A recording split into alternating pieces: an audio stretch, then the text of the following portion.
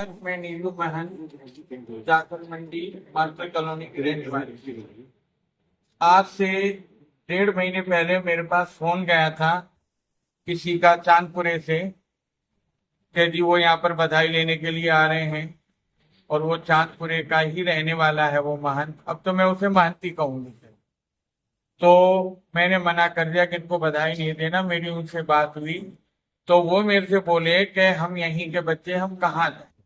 तो ऐसा तो नहीं होता, हम भी कहीं के बच्चे हैं, तो जहाँ के हम बच्चे हैं वहां थोड़ी ना ऐसे अच्छा लगता है। ये सब गलत है। उसके बाद सर मैं 26 तारीख को मैं जाखल आई और मैंने 2-4 सरपंचों से पता करा, मालूम करा, उनसे बातचीत करी तो उन्होंने यही कहा कि भाई आप जो है सो वो हमारे पास आए थे मत, तो हमने उनको लिख के दे दिया। फिर मैं सीधी थाने गई थी 27 तारीख को। 27 तारीख को मैं 27 मार्च को जब मैं थाने गई तो थाने में मैंने एक एप्लीकेशन लिखवाई। उस एप्लीकेशन को लिख तो दिया, रिसीव करके मुझे दे भी दिया, लेकिन उसमें जो सो कोई डेट नहीं। उस एप्लीकेशन में कंप्लेन को कोई डेट नहीं डाली एसएचओ ने। उसके बाद में जी उन्होंने हमारा मतलब वो रखा क्या आपस में तुम्हारा फैसला करवाते हैं, तो उन्होंने फैसला रखा संडे 31 तारीख का। तो 31 तारीख को सर मैं गई थी थाने और वो दूसरा पक्ष भी आया था और हम भी थे। तो हमारी उनकी कोई बात नहीं बनी तो वो लोग चले गए और हम भी चले आए। उसके बाद में सर उन्होंने जो है सो अपने पिंडों में जो है सो बधाइयां देती हुई की वीडियो भी डाली, उल्टा सीधा भी बोला, जिसके मेरे पास वो वीडियो हैं। मेरे पास वो वीडियोस हैं, ठीक है ना सर। और अभी मैंने थाने के बहुत चक्कर काटे लेकिन एसएचओ ने मेरा कोई मतलब साथ नहीं दिया। और मैं ये नहीं कहती कि मेरा साथ दो, सच्चाई का साथ दो, जो हकीकत है आप उसका साथ दो। अगर मैं गलत हूं तो आप मुझे हटा दो, निकाल दो।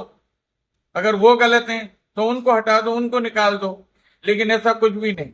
एसएचओ ने मेरा 1% भी कोई भी मतलब ऐसी बात नहीं की जिससे कि मतलब जो सही है।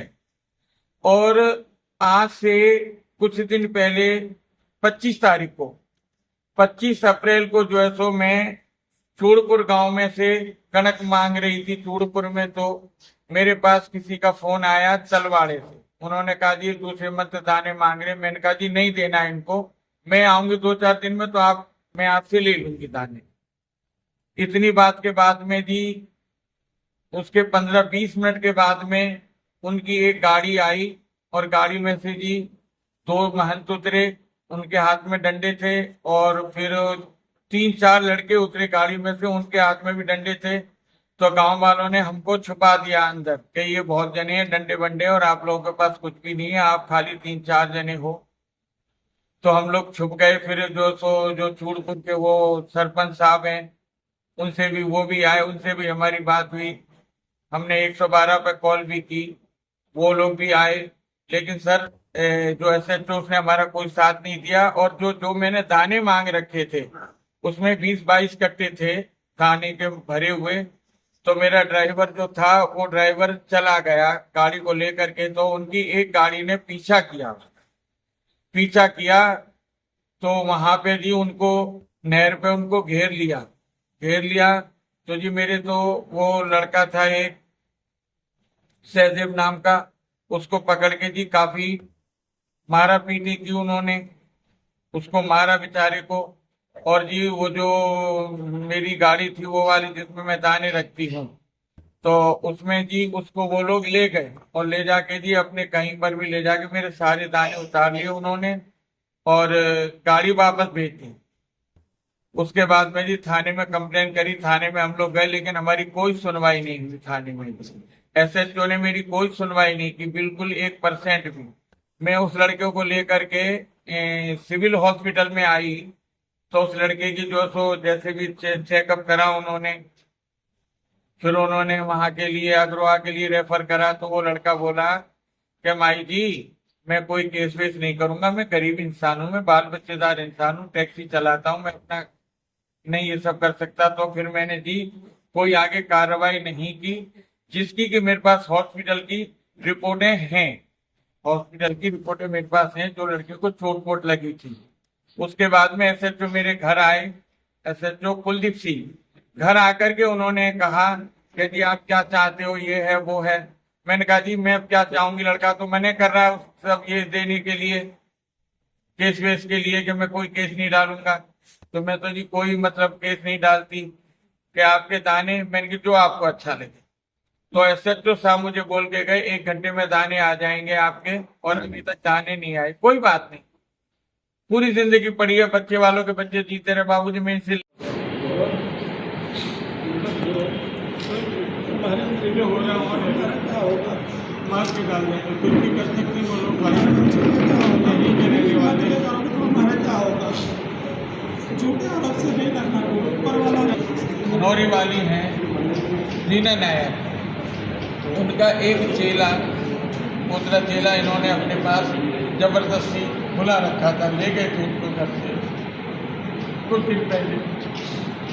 फिर उन्होंने उसके गुरु जाकर के उन्होंने अपने गुरु के पास फोन करा, उसने जिसका नाम के पूजा है, पूजा ने फोन करा तो उसकी गुरु जाकर के उसको उसके घर से ले आई हैं। उनके आपस में खूब मतलब जैसे व्हाट्सएप पे बोलते हैं वो लोग, खूब बोले, वो भी बोल रहे वो भी बोले, जिसकी कि मेरे पास कुछ वीडियोस हैं पूजा की, और कुछ मेरे पास उसकी रिकॉर्डिंग्स भी हैं, मैं वो भी दिखा सकती हूँ।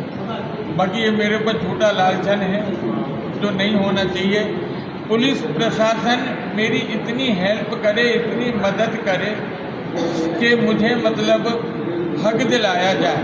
पुलिस मेरे साथ कुछ नहीं कर रही, वो एक तरफा जो होता है वो कर रही है। मेरी कोई हेल्प नहीं करी अभी तक भी, और आगे भी नहीं करेगी। तो फिर देखा जाएगा वो लोग क्या करते हैं मेरे साथ में। खुली धमकी आई है, इनकी उम्र 70 साल की उम्र हो रही है, इनको बोला तेरे बाल मूंदूंगी, तेरी हाथ पैर तोड़ूंगी। इनके भी ऊपर रिकॉर्डिंग में इतनी बातें सुनाई गई है इनको भी। इनके नाम नीलू है, और वो इनके सामने बच्चे, वो भी इनके नाम। किस नाम से धमकी आई है जी? हाँ जी, किसके नाम से धमकी दी? किसके द्वारा धमकी आई है जी? हाँ जी, तन्नू का नाम भी दिया है जी, पाली ने भी दिया है जी, और गगन, काजल और स्वीटी है जी। काजल के नाम कौन है जी शामिल? केवल उर्फ पाली,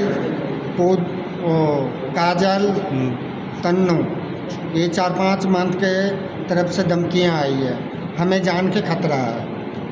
ये कब की घटना है? कब धमकी आई आपको? ये 2-3 दिन पहले की घटना है। कल वो आपस में मार कुटाई करके हमारे गुरुजी को फंसाना चाहते हैं। हम लोग सीधे साधे, हम लोग लड़ाई झगड़ा करना नहीं चाहते, वो बार बार जो है धमकियाँ दे रहे हैं।